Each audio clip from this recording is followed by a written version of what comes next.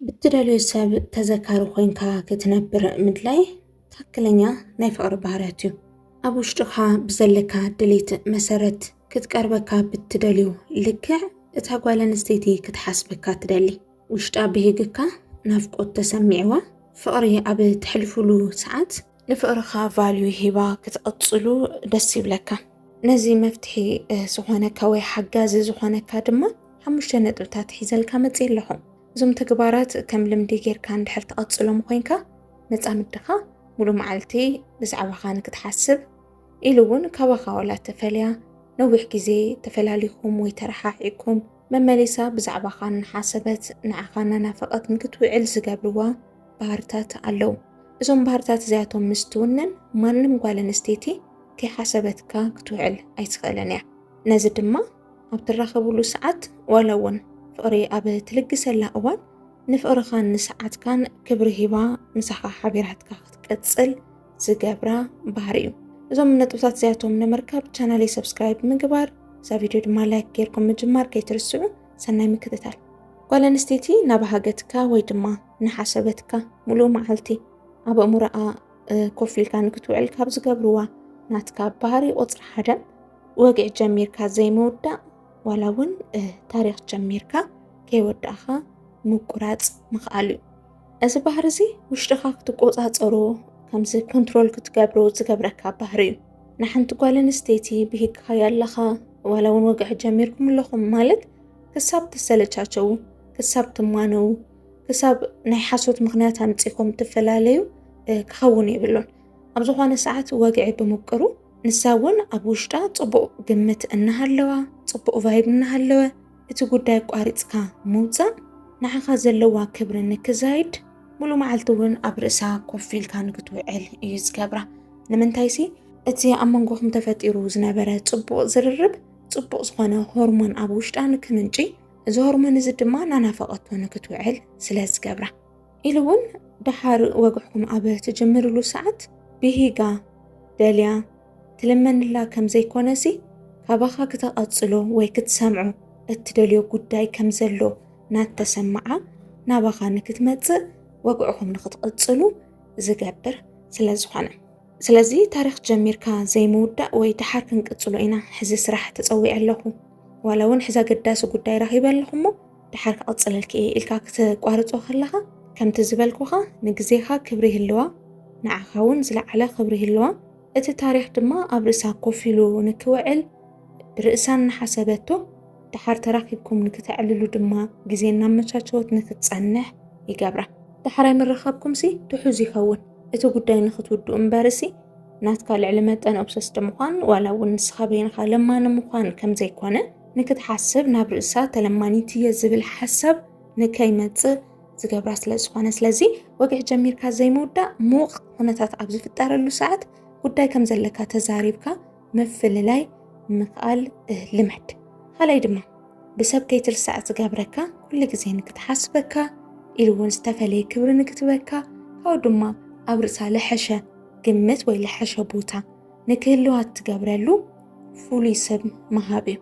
ሰባት ክፈትውና ከለዉ ነናይ ውልቆም ዝኾነ ወይ ዝተለመደ ኩሉ ሰብ ዝብሉ ከምዚ ምቁሉማጥ እንብሎ ዓይነት ኣሎምሽ ከምዚ ዓይነት ስማስም ይህቡና እዮም። ነቲ ስምናስ ኣሕፂርካ ምፅዋዕ ማለት እዩ። ንሕና ደቂ ኣንስትዮ ድማ ካብ ሰቡ ፍልይ ዝበለ ወይ ምስ ኩሉ ሰብ ማዕረ ዘይኮነ ምርፅ ዝበለ ወዲ ብጣዕሚ ንፈቱ። ኩሉ ወዲ ብዝፅዋዓ ወይ ብዘቆላምጣ ስም ዘይኮነሲ ናይ ውልቀኻ ዝኾነ ሽም ክትባ ከለኻ ዝተፈለኻ ከም ዝኾንካ ዓይነት ስምዒት ንክስምዓ ይገብር። ናትካ ዓለም ዝተፈለየ ዓለም ከም ዝኾነ ንሓሰበት ትኸይድ። ኩሎም መወዳት ካብ ዝህብዋ ፅቡቅ ዝኾነ ፍቅርን ትሪትመንትን ናትካ ፍቅርን ሓልዮትን ዝተፈለየ ከም ዝኾነ ሕዚ እውን ንክትሓስብ ይገብራ። እዛ ሽም እዚኣ ስለ ዘይለመደታ ማንም ሰብ እውን ፀዊዕዋ ስለ ዘይፈልጥ ደጋጊማ ካብ ናትካ ኣፍ ክትሰምዓ ትደሊ። ሕዚ ኣነ ንኣብነት መብዛሕትኡ ሰብ ሰኒ ገለን ሰኑ ናበለ ይፅዋዕኒ እዩ። እዚ ዝተለመደ ሰብ ዘቆላምጠኒ ሽም እዩ። ካብቶም ናተይ ዝብሎም ናይ ቀረባ ሰባተይ ግን ዝተፈለየ ሽም ይሰምዕ መብዛሕትኡ ግዜ። እዘን ሽማት እዚኣተን ካብ ኩሉ ሰብ ሰሚዐን ኣይፈልጥን። ክትዝ ክብላን ከለዋተን ስማት ናይ ግድን ምስተን ስማት ተተሓሒዙ ዝዝክሮም ሰባት ኣለዉ። ኩሉ ሰብ ዝፅዋዕኒ ሽም ዝፅዋዕኒ ሰብ ትዘይ ክብለኒ ክእል እዩ። اتستفلي سيامة زا عمتقلي سبكن مستن شمات أتحاحيزة نتسابون بفولي نحسبكو أبرسي كوفيلو نكوعل زقابر الليونا مبزعتين دك أنشتيون نزيو أتحساسبان استفلي سيامة كتبان كلها دسيبلن زي حشبوت هادما هواخا سالساي دما نحنا دك أنشتيو زي نرسعو متعمدها أبا مرأة كوفيل كان كتوعل زقابرا فولي شتا انتهالي كايو إذا صبقات طعمات هون وش أنا تعتلو أمنم زي يركبوا أودت بزح بوتا يتهبون دا أمبر كم زنج أنا قلة نحنا دك أنستيو عبيه بوتا عين عن نهبو حبيركم أبتراخ بلو ساعات تمساسالي تخونت قندما بالطعم التسحب هانتج أنا ندحردا هلاتك بزوخوانا قات أمي زي ترسعكا إيفن منم عينت أنا زي لفت خوابرسي نابا مراك متأخل يتناتكاج أنا تراخبو خلخم إذا تصريري لكا مرخاب ويستفلي نجر جيركا نبتقال نسيت مخد أما ودات بزح يزوترن بزح جزي تقابلو كم ستاس مسل نجر كم لمدح يزنو زقصلا دك أنستيو طرحين صفوف صوري أنا خادمة دسبل إتج أنا ون فلي زبالات تخوينو أبا أمرهم يخات تعرف مخناتو نحنا دك إصابات استفلي نجر نفتوينا صبو نجرون حبيرنا تزقصل وكل جزي تنركب دسي زبلنا صبو نجر تنركب كبال كلون تجأناون زكاتت ወይ ዘማልእ ምዃኑ ክትፈልጦ ይደሊ ስለዚ ጽቡቕ ሽታ ምዘለዎ ከም ተጓል ኣንስተይቲ ካብ ኣእምሮኣ ክትጠፍእ ኣይትኽእልን እቲ ጨናኻ ኣብ ርእሳ ኮፍ ኢሉ ስለዝውዕል ራብዓይ ድማ ክብሪ ዘለዎ ወዲ እዚ ክብሪ ክበሃል ከሎ ከመይ ክብሪ ዝኸውን ገለ ዝብል ብዙሕ ዝኾነ ትንታነ ኣለዎ ግን እታ ቀልል ዝበለት ኣነ ክብለካ ዝደለኹ ክብሪ ዘለዎ ወዲ ማለት ተኸቢሩ ዘኽብር ከምዚ ጀንትልማን ንብሎ ዓይነት ወዲ ኣሎ ምሽ نسب ويدمان قالن استيتي كبرنا ما هبسي ناقد كمبراتات وي كمز اوفر زخونه كونفيدنس على مش لعلمت ان ايجوز اللو كمز تعبيتو منا من زر اسي كونه مالتيو بايزوي سبت زنطل حما زخونه بحري نقالن استيتي زي تخبرته وينكا كبدك انستيو كبر خاي تتصبه سو سنه دليت كرا خاي خلاين ግን ካብ خبر زمن جوا يخونه اذا تحكلኛ زير السعن زخبرن ودي سنه سرعت زفلط كمين قالن استيتي تريد خجبر كم زلوا بأقبابو زردا استردو نجار دما بخبري زتا جبر عينت وديو أزك بلا كخلهو كخبر كلو كابسون خبر للصبة مالتيو سب جنبارو كتحسلو خلو دس يبلو زي فكد الحمد لله منك خونو زي جبر عينت ودي تخوينكا بدك أنستيو زي ترسع ودي خاتخون حق إلو كم زي عب كوفي لهم ديت خجبر خلو جلسي وانبر سحيبهم كوف نكبلا زجبرو برخة فيتهم نكوت أو إنك أطوان زعجمو إذا ما أنا أشتي زمسلو كنت مع عبيه خبر للووم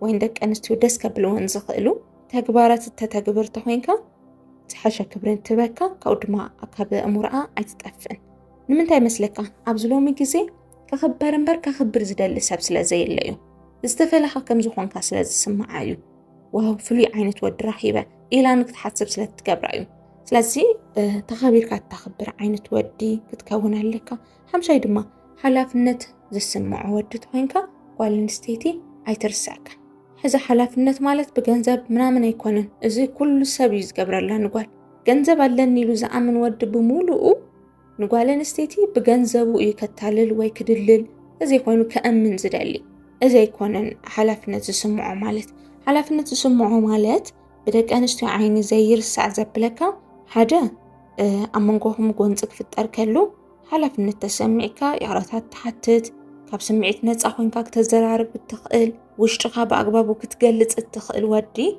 مستخونيو لومكو أمنقو متعمدي قونتك في التركلو كلت يوم نناي وعلوم سمعت يوم زوقع اتاقول إذن غير كان يكتب الكلا اتودي مالسن بملاسي يز السمعة مالت تتزاربو زلاس سمعت يبوو كاب لبو يسمعنا يدام تسانيو زيات بلنلا تايلك ملسلالني ناتزغاجو بأمور أريدنا خونا يز سمع نسا تزاري بابتو قارصلو دما نسخا مزراب تجمرنا يبعلك ملس ملسمها بدحرو نساون تايلك ملسلونا بلت تسمعك أمانغو زي حلفنت توسد سابي الساعة قونص يسفح بدحريو بزعبا خط ذكرو منم عينت صبق نجار أيهلوانيو حلفنت تسمعك كاب سمعت نص تخون واشتقاك تنتن التخيل نزفتر نجار دما كاب لبا تساربك خلا كاب لبخات سمع ودت خوينكا ብዛዕባኻ ክትሓስብ እትውዕለሉ ዕድል ናተፈጠረ ይኸይድ ማለት እዩ። ከምዚ ዓይነት ሰብ ስለ ዝሰኣን ንስኻ ዝተፈለኻ ወዲ ከም ዝኾንካ ንክስምዓ ትገብር። እዞም ልማዓንቲ ዘምፀኹልካ ነጥብታት ተተግብር ተኾይንካ ሓንቲ ጓል ኣንስተይቲ ካብ ልባ ብሂጋ ንኽትቀርበካ ዝገብሩ እዮም። ከም ልምዲ ጌርካ ውሰዶም። ጠቂሞሙኻ ተኾይኖም ከም መረጋገፂ እዛ ቪድዮ ላይክ ግበረለ ኢኻ። ሓደሽቲ ተኾይንኩም ድማ ሰብስክራይብ ግበሩ። ሰብስክራይብ ግበሩ እሞ ኣነ እውን ክጥቀመለን እዘን ቪድዮታት። ኣብ ቀፃሊ ካሊእ ሓሳብ ሒዛልኩም ክመፅእ ክሳብ ሽዑ ሰላም።